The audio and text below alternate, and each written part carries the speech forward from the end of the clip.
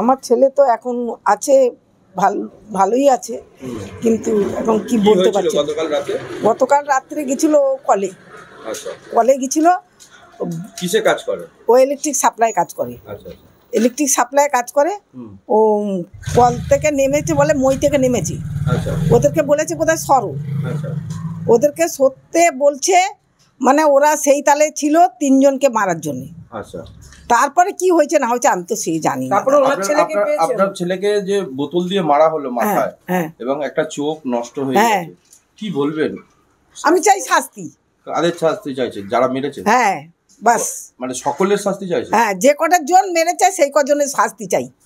আচ্ছা, কে পালিয়ে গেছে কে ধরা পড়েছে আমি তাতে জানি না, কিন্তু আমার শাস্তি চাই সবাই বিনা দোষে। হ্যাঁ, আমরাও যেটা বললো, রাত্রিবেলা কলে গেছে, কলে গিয়ে এরকম একটা গাড়ি দাঁড়ানো ছিল, মদ্যপ যুবকরা ছিল, ও খালি বলেছে তোমরা সরো, আমরা গাড়িটা নিয়ে যাব।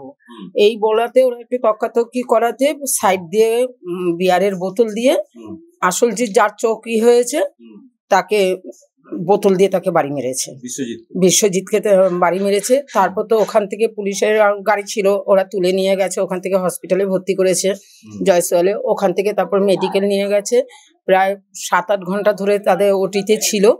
তারপর ওটির থেকে বের করে তারপর যেগুলো স্ট্যান্ড ট্যান্ড করার সবগুলো করেছে।